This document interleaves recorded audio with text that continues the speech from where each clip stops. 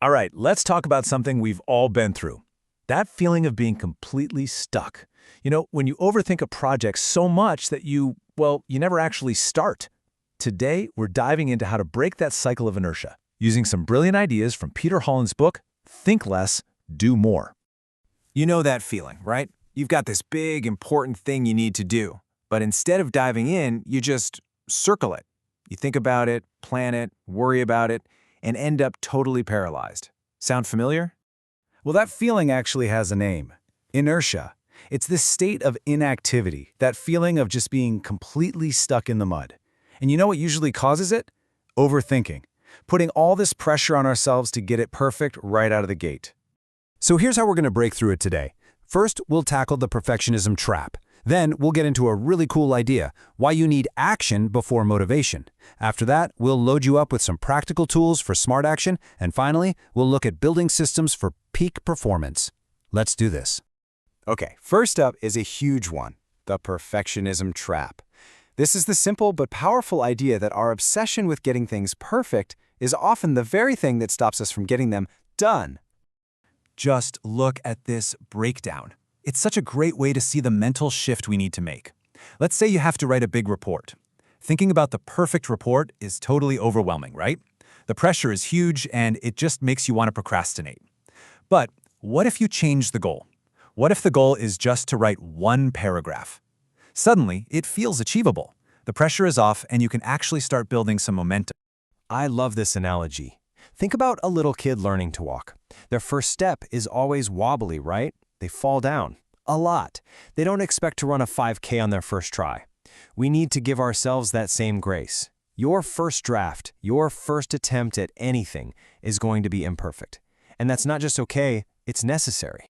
Now, this next idea builds on that. It's a pretty counterintuitive secret to getting things started, and it's this. You need to put action before motivation.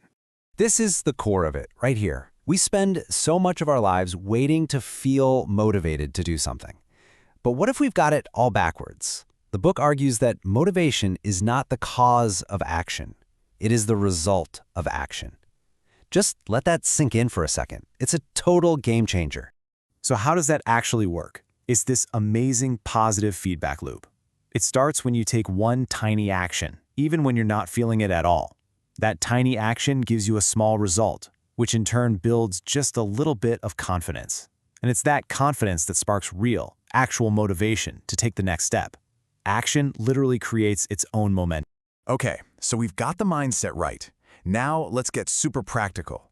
This next part is all about building your toolkit. Real, concrete strategies you can start using today to beat inertia. And the first tool is kind of surprising. It's about what you remove, not what you add. We all have to-do lists, right? But what about a don't-do list? The idea here is so powerful. What you choose not to do is just as important as what you do, because it frees up your focus and energy. So what does a list like this actually look like? Well, it could be as simple as making a rule. I will not check social media before 10 a.m. Or I won't go to meetings that don't have a clear agenda. It's about learning to say no to the things that drain your energy and pull you away from what really matters. This isn't about restriction. It's about being intentional. Next tool in the kit, the burner list. I want you to picture your attention span like a stovetop. You've got front burners and back burners. Your front burner tasks are the big, urgent priorities. That project due this week, your daily workout. The back burner tasks are still important, like learning a new skill, but they can simmer on low. This system keeps you from getting overwhelmed by trying to do everything at once. And the final tool is all about your mindset, reframing how you see risk. Most of us are wired to see risk as a threat, something that could end in failure. And that fear keeps us stuck in our comfort zones. But what if you flip that? What if you saw risk as an opportunity for growth? This one mental shift can change you from someone who avoids challenges to someone who embraces them, knowing you'll learn something even if you fail. All right, we've got the mindset, we've got the tools. Now for the final section. Let's zoom out a bit. How can we build systems that make all of this stuff basically automatic? This is about designing your life for peak performance. Enter the superstructure decision model. Now, that sounds fancy, but the idea is incredibly simple. Stop wasting your brain power on small, repetitive decisions. Things like what to eat for breakfast or what to wear. Automate them. Decide once and move on. This saves all your mental energy for the big, complex decisions that will actually move the needle on your goals. Now, this concept is absolutely fascinating. Our bodies have these natural energy cycles called ultradian rhythms. As you can see here, we have these peaks of high energy that last for about 90 to 120 minutes. These are perfect for deep, focused work. But they're always followed by these troughs where our energy naturally dips. And that leads to one of the biggest takeaways of all. You need to manage your energy, not just your time. The smartest thing you can do is schedule your most challenging, demanding tasks for when you're at your natural energy peak, and use those low-energy troughs for easier stuff, like checking email or just taking a well-deserved break. It's about working with your body, not fighting against it.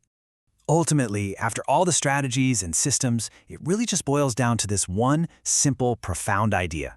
Think less, do more. So, as we wrap this up, I want to leave you with a question. Not about your 5-year plan or your perfect outcome.